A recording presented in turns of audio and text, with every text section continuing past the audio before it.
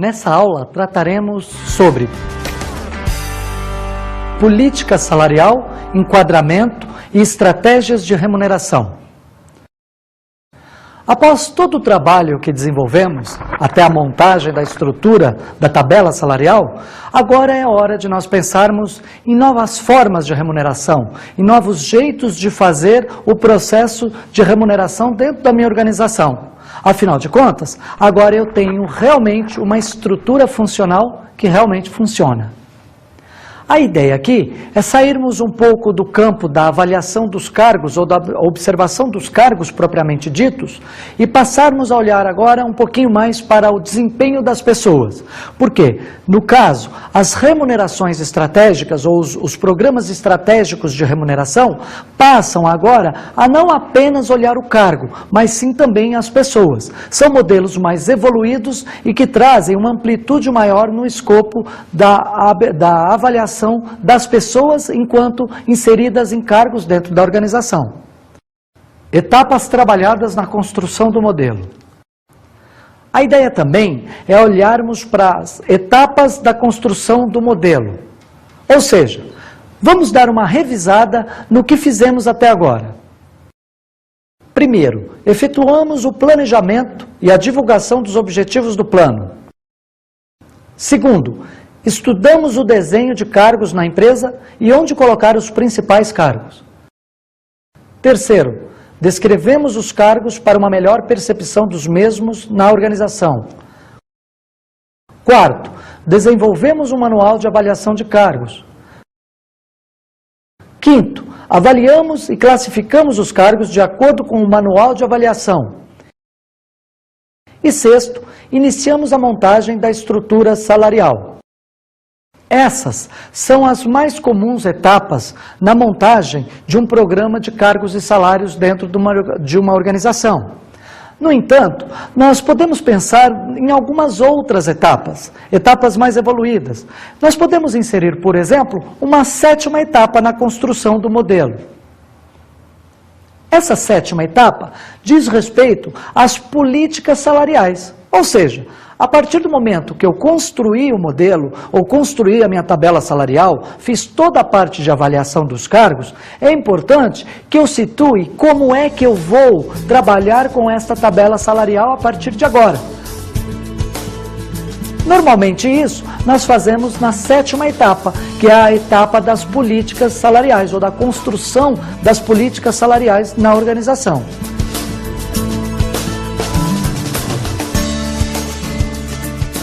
Definição da política salarial. É na definição da política salarial, por exemplo, que nós definimos o que nós vamos fazer se descobrirmos que a partir do momento que nós montamos a tabela salarial ou pesquisamos no mercado os salários, nós verificamos que eu tenho salários muito abaixo da média de mercado ou muito acima.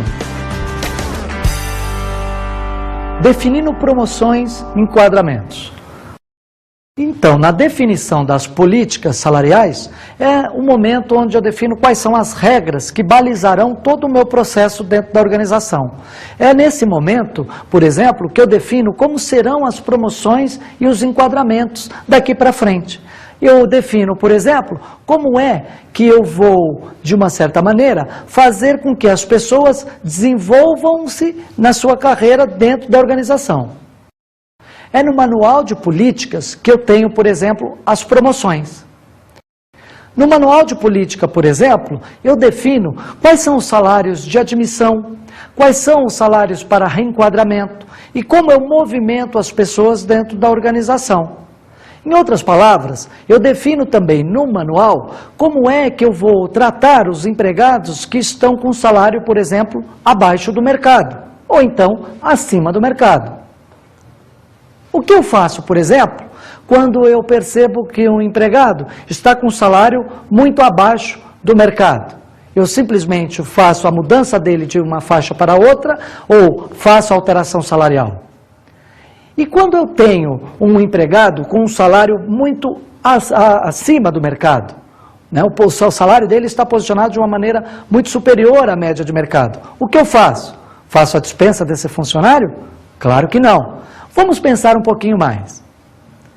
A ideia aqui é que, caso o empregado esteja com um salário muito abaixo do mercado, pode ser que a empresa decida fazer ou não o reajuste. Depende da posição da empresa frente à sua política salarial. Ela que vai definir. De uma certa maneira, pode ser que não haja uma prioridade naquele cargo, naquele momento, por não ser o cargo mais importante, por exemplo, dentro da organização, e que está posicionado lá na minha estrutura salarial ou na minha tabela salarial. A quantidade de pontuações que esse cargo tem não justifica, por exemplo, um ajuste salarial nesse momento, mas eu posso programar isso de uma certa maneira ou num certo tempo dentro da organização. Ao passo que, se eu tiver um cargo que está muito abaixo do mercado e que eu precise reter este cargo, e este cargo é importante para a minha organização, eu, obviamente, tenho que pensar de uma maneira muito rápida como eu vou fazer, em quanto tempo eu vou fazer esta mudança. Nos casos, por exemplo, de salário muito acima do mercado, ou seja, eu tenho um empregado que tem um salário, ou está com um salário muito acima da média de mercado, e está posicionado na minha tabela salarial muito acima da última faixa, por exemplo, eu posso pensar no seguinte: é o momento de eu fazer uma nova reavaliação desses cargos, ou desse cargo, para fazer um reposicionamento dele na minha tabela salarial, no que diz respeito aos pontos. E se eu vou mexer na sua avaliação, muito provavelmente eu estou pensando em atribuir, por exemplo, mais responsabilidades para este cargo. Para que esta responsabilidade ou este aumento de atribuições justifique, por exemplo, um salário um pouco maior.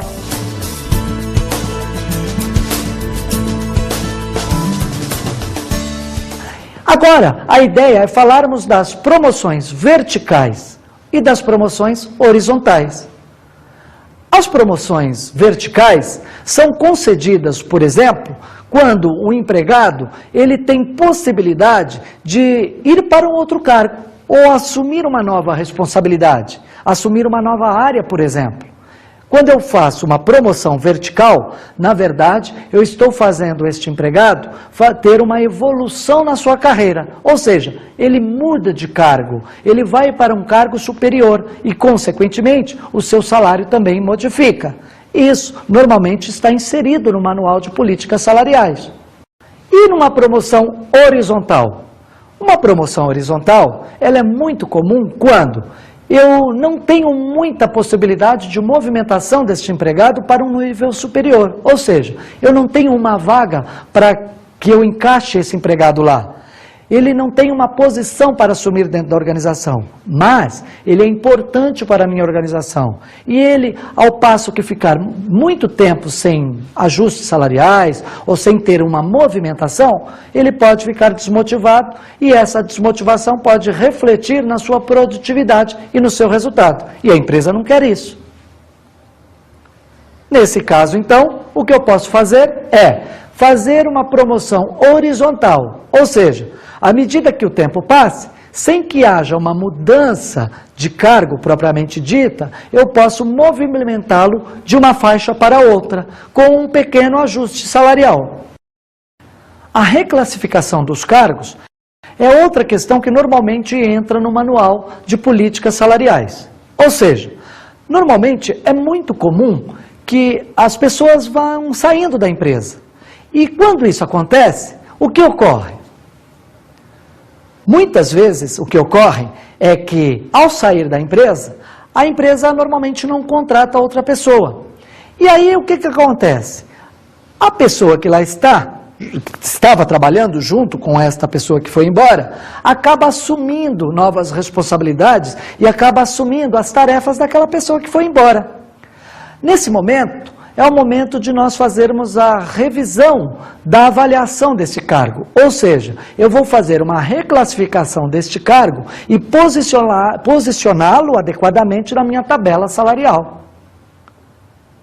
Feito isso, esse cargo ganha novos pontos e muitas vezes, em algumas situações, ele pode ter um ajuste salarial, uma vez que ele trouxe para si mais responsabilidades ou mais atribuições em função da aglutinação de outras tarefas a ele.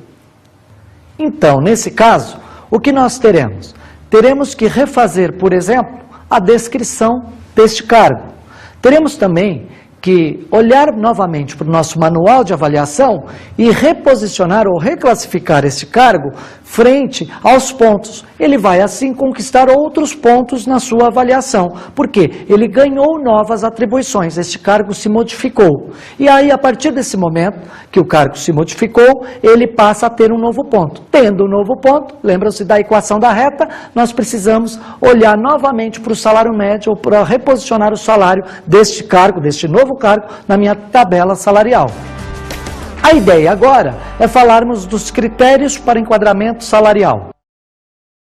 Os critérios para enquadramento salarial normalmente aparecem dentro das políticas salariais. Normalmente, quando nós falamos dos critérios para enquadramento salarial, nós olhamos algumas regras que normalmente aparecem nas políticas. Quais são essas regras? Normalmente aparecem limites de valores ou percentuais a serem aplicados. Limitação quanto ao tempo das promoções ou mudanças de cargos e funções. A definição no orçamento dos valores a serem aplicados anualmente. E também aparece definição dos prazos em que a estrutura será reavaliada. Qual é a definição de mecanismos para avaliação individual ou de equipe? Então, normalmente, o que as empresas fazem? Elas acabam definindo limites exatamente para inibir que algum empregado tenha um ajuste salarial, um reajuste salarial, que seja muito superior à normalidade. Vamos dar um exemplo. Vamos imaginar, por exemplo, que eu tenha uma auxiliar de escritório dentro da minha empresa. E esse auxiliar de escritório é promovido para um cargo de analista. Então há uma diferença bastante grande entre os pontos do auxiliar de escritório e um analista. Ele tem a capacidade para ir para este cargo de analista? Claro que tem. Foi feita toda uma avaliação. Ele tem as competências necessárias, os requisitos básicos e ele tem todos os conhecimentos necessários, a formação, a experiência e etc. Mas o que acontece? A diferença salarial entre esse auxiliar de escritório e esse analista chega a mais ou menos 200%. Vamos imaginar. Como é que eu saio e aplico um percentual, um ajuste salarial para uma pessoa de 200%? Ou vamos mudar um pouquinho o percentual, 100%? É um ajuste bastante alto, considerável. Então, normalmente, as empresas fazem o quê? Elas estabelecem limites de percentuais que podem ser aplicados em determinado tempo. Então, assim, o auxiliar de escritório, ele vai ocupar o cargo de analista sem problema nenhum e vai receber o salário do analista sem problema nenhum também.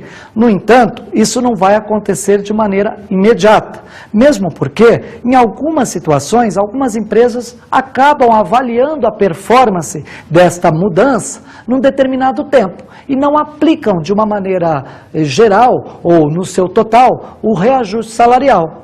Ele vai, passo a passo, conquistando pedaços dessa diferença salarial dentro de um tempo estipulado dentro da política salarial. A outra questão que normalmente é inserido lá na política salarial é o tempo das promoções. Muitas vezes, se não há política, o que ocorre é que pessoas são promovidas em tempos pequenos. Eu acabei de promover o meu auxiliar de escritório para analista. E em menos de 3 meses, o que acontece? O chefe ou o responsável por esta pessoa solicita uma nova promoção para ele. Então, normalmente nas políticas, eu tenho uma regra que estabelece o tempo destas promoções. A outra questão está relacionada ao orçamento. Imaginem que nós peguemos o caso do auxiliar de escritório, que foi promovido para analista. Vamos imaginar que ele tem todas as competências, todos os requisitos e é uma peça importante dentro da organização. Eu preciso aproveitá-lo. Só que no momento de eu mostrar para ele a promoção, ou no momento que eu quero promovê-lo, eu vou ao meu orçamento e percebo que para aquela área que ele trabalha, não foi estabelecido nenhum valor a ser direcionado para as promoções da área. O que acontece? A promoção não pode ocorrer. Então, a ideia é que, anualmente, eu, no meu planejamento estratégico, defina um percentual da folha de pagamento dos setores para as promoções, para os reenquadramentos ou para as contratações de uma maneira geral. A outra questão está relacionada à revisão da estrutura. Vamos imaginar que nós tenhamos montado a estrutura salarial, feito todas as avaliações, as pesquisas salariais e deixamos isso lá dentro da organização. Num dado momento, o que vai acontecer? Se eu nunca mais olhar para isso, muito provavelmente, ela vai ficar totalmente ultrapassada e desatualizada. A ideia é que dentro da minha política salarial, eu estabeleça um prazo mínimo para que eu faça toda essa revisão da minha estrutura, desde as descrições, da revisão das descrições de cargo, até a montagem da minha tabela salarial, passando inclusive pela pesquisa salarial. É extremamente importante isso, porque caso contrário, eu vou ter uma estrutura ultrapassada e sem nenhum propósito. A outra questão está relacionada a quais são os mecanismos modernos de remuneração que eu vou trabalhar. Na minha política salarial, eu posso definir, por exemplo, quais são os mecanismos de avaliação de desempenho, tanto individual como de equipe. É extremamente importante essa definição, porque muitas vezes todas as promoções e todos os reenquadramentos, eles são baseados nas avaliações, tanto individuais como as avaliações de equipe. Vamos pensar agora, então, nos modelos estratégicos de remuneração. Para que nós tenhamos uma estrutura saudável ou uma estrutura mais moderna, é importante que nós tenhamos em mente que nós precisamos inovar. E a palavra de ordem na questão da estrutura estratégica de remuneração é criatividade. Nós precisamos ousar, precisamos olhar para todos os modelos e observar que se nós não fizermos algo um pouco diferente, muito provavelmente isso vai cair numa mesmice. E aí não vai me levar a resultado bom nenhum. Eu preciso olhar para o mercado e olhar o que eu posso fazer diferente no ponto de vista, no que diz respeito à remuneração. E para isso, nós podemos pensar em alguns modelos que aí estão e quem sabe até dar uma renovada neles. Como por exemplo, vamos falar de participação nos lucros e resultados.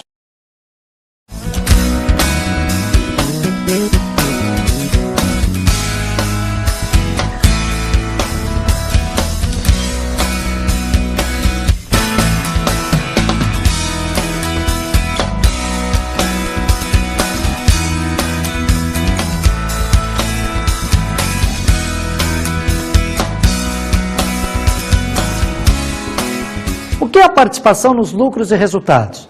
Ela é uma modalidade de remuneração estratégica muito utilizada pelas empresas na atualidade. Essa modalidade é extremamente interessante porque a maioria das empresas se utilizam de estratégias de remuneração e colocam sobre a rubrica de participação nos lucros e resultados os seus programas. E elas fazem isso com um propósito. A participação nos resultados, ela foi instituída por uma lei, a Lei 10.101 do ano 2000. Essa lei, ela ajuda as empresas no que diz respeito a incentivá-las a participar os empregados nos seus resultados e nos seus lucros. A Lei 10.101 de 2000 traz algumas características. Vamos ver. Não integra o salário base para efeitos fiscais e previdenciários. Obviamente, ele só vai ser um programa de participação nos resultados reconhecido por lei e por isso não vai integrar o salário base para efeitos fiscais e previdenciários, caso ele cumpra todas as exigências da lei. Isso é extremamente importante. Deve ter metas e objetivos claros. Muitas vezes, o que ocorre é que as empresas estabelecem um plano de participação nos resultados, mas não atrelam a este plano nenhum tipo de metas. E a lei estabelece que deve haver metas claras e objetivas. E esse claras e objetivas é extremamente importante, porque muitas empresas também estabelecem as metas, mas de uma certa maneira elas ficam meio obscuras e ninguém entende nada do que está escrito lá no contrato. A outra questão é que tem que haver a participação dos sindicatos na aprovação dos planos. Ou seja, os sindicatos, aqueles que representam as categorias profissionais, todas as categorias profissionais dentro da empresa, precisam participar da assinatura do contrato de participação nos resultados, porque este é um documento legal e que deve ser apresentado, por exemplo, em casos de fiscalização. Caso contrário, aquela questão anterior de não integrar os salários bases e receber incentivos por não pagar encargos sociais, cai por terra. A outra questão é que deve haver a participação de todos no programa. Quando nós falamos da participação de todos, significa que algumas empresas podem querer estabelecer uma participação nos resultados apenas para um grupo ocupacional dentro da organização. Isso só é possível caso os sindicatos da categoria, ou esse grupo ocupacional, ele seja de um sindicato específico da categoria. Agora, caso eu tenha dentro da empresa um sindicato único que rege todas as categorias profissionais, muito provavelmente eu não poderei incluir apenas alguns grupos ocupacionais neste meu plano de participação nos resultados. Ou seja, deve haver igualdade de direitos. A última questão está relacionada a pagamentos semestrais. Para que o programa seja autêntico por lei, e eu tenha os benefícios, a empresa tenha os benefícios fiscais garantidos pela lei, é importante que cada pagamento, a título de participação nos resultados, só aconteça semestralmente. Caso isso não ocorra, muito provavelmente eu estarei fora dos preceitos da lei. Outra modalidade de remuneração estratégica é a remuneração por equipes. A remuneração por equipes é algo novo, mas é algo que também, se nós olharmos ao longo do tempo, é estabelecido de uma certa maneira para equipes específicas, como por exemplo, equipes de vendas. No entanto, nós temos que criar, ou ousar criar um pouquinho mais a respeito de remuneração por equipe. Ou seja, as condições que normalmente são utilizadas para equipes de vendas são muito comuns. E o que nós queremos aqui é trazer um novo conceito, um novo jeito de remunerar as equipes. E dentro de uma empresa, o que funciona na verdade, ou a empresa somente funciona, através de equipes. À medida que nós estabelecemos remuneração por equipes, é muito comum nós observarmos que há um engajamento maior nestas equipes. E uma empresa, ela é feita de várias equipes. Eu não tenho apenas as equipes de vendas. Eu tenho uma equipe da área financeira, eu tenho uma equipe da área de produção, ou da produção X, da produção Y. Eu tenho uma equipe que faz determinados tipos de produtos específicos. E para isso, eu preciso olhar um pouquinho para como é que eu posso criar modelos estratégicos e que sejam diferentes para cada uma destas equipes. Cada uma tem a sua particularidade. E essas particularidades devem ser levadas em consideração quando da montagem de um estilo de remuneração por equipes. Consequentemente, à medida que eu monto uma remuneração bem forte e bem estruturada, baseada em equipes, eu começo a perceber alguns movimentos internos nessas equipes. Ou seja, muitas vezes o que acontece é que um membro da equipe vai impulsionando o outro. Vamos imaginar que eu estabeleça metas específicas para uma determinada equipe que está com algum tipo de problema. Vamos imaginar um problema qualquer, ou um problema muito simples, como atrasos e faltas dentro daquela equipe. E eu estabeleço um plano ou um jeito de remunerar esta equipe, a equipe como um todo e não só as pessoas individualmente, em função da sua assiduidade dentro da empresa. O que nós vamos perceber é que, à medida que isso vai acontecendo, as pessoas dentro da própria equipe vão estimulando as outras pessoas a chegarem no horário, a não faltarem, por exemplo.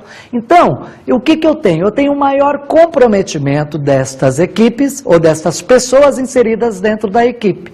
Com isso, eu tenho uma remuneração, eu posso estabelecer uma remuneração para resolver um problema específico dentro desta equipe específica. A outra questão muito comum é a remuneração por projetos. Normalmente, existem algumas empresas que trabalham em função de alguns projetos específicos. E muitas vezes elas acabam não pensando em estabelecer uma remuneração estratégica para esse fim. Ou seja, remunerar em função dos projetos realizados. À medida que eu vou desenvolvendo projetos dentro da minha empresa, eu posso estabelecer alguns patamares de remuneração em função daqueles projetos. Vamos imaginar, por exemplo, uma empresa de engenharia que estabelece um projeto para a construção de um edifício residencial. Ora, se eu olhar dentro desse projeto, eu tenho inicialmente um cronograma. E todos os projetos, eles são baseados em algumas regras. O cronograma é um deles. Vamos imaginar, então, que eu chame várias pessoas nesta empresa para participar deste projeto, da construção de um edifício qualquer. Eu posso, de uma certa maneira, estabelecer um patamar de remuneração estratégica em função do cumprimento dos prazos do cronograma para este projeto. Uma vez que as pessoas que comprarem este apartamento, nesse edifício que está sendo construído, ficarão muito mais satisfeitas se eu entregar o produto final dentro do prazo estabelecido inicialmente ou, quem sabe, antecipando o prazo. Obviamente, o que acontece aqui? As pessoas, se souberem que receberão ou terão algum tipo de remuneração estabelecida em função do cumprimento daquele projeto adequadamente, muito provavelmente vão ter mais engajamento na finalização dele. Essa é uma ideia interessante para ser pensada quando nós pensamos em empresas que trabalham por projetos específicos. Por outro lado, eu tenho uma outra questão. Existem empresas, por exemplo, que não trabalham por projetos específicos, mas em algumas situações elas estabelecem processos internos de trabalho. É o caso, por exemplo, de quando uma empresa resolve estabelecer um sistema, um projeto de qualidade total dentro da empresa. Ou a implantação de um sistema de qualidade, como a ISO 9000, por exemplo. Eu posso simplesmente, dentro da minha empresa, chamar uma série de pessoas ou convidar uma série de pessoas para participar deste projeto. Ou seja, da implantação do sistema de qualidade. Esse é um projeto e pode muito bem ser estabelecida uma remuneração estratégica para aquelas pessoas que trabalham em função deste projeto.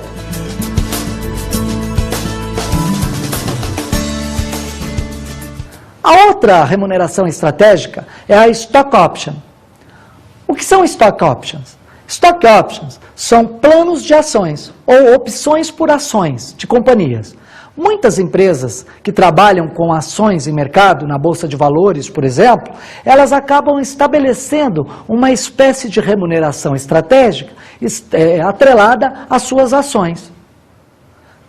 Como isso funciona? Normalmente, esse estilo de remuneração estratégica, ela é muito adotada para níveis hierárquicos mais elevados, como diretores e presidentes, por exemplo. Mas nada impede de também ser oferecido esse estilo de remuneração para outros empregados. Mas, por convenção ou por uma lógica das empresas, elas costumam oferecer esse tipo de remuneração estratégica para cargos mais elevados. Normalmente, o que ocorre é que pessoas posicionadas em cargos mais elevados, como diretores ou presidentes, eles têm um compromisso com a organização mais de longo prazo. Ou seja, o Stock Option é normalmente conhecido como uma estratégia de remuneração de longo prazo. Ou seja, o resultado, normalmente, ele aparece num prazo maior. É o que acontece, por exemplo, com ações. Quando você compra a ação de uma companhia na Bolsa de Valores ou no mercado de ações, normalmente os resultados eles vão aparecer num prazo maior. E os diretores e presidentes de empresa, eles são muito importantes para a construção desses resultados. E nada mais adequado que eles participem deste resultado. A ideia, então, aqui é, mais uma vez, nós entendermos que, para estabelecimento de uma remuneração estratégica, é importante que haja criatividade. E criatividade é tudo.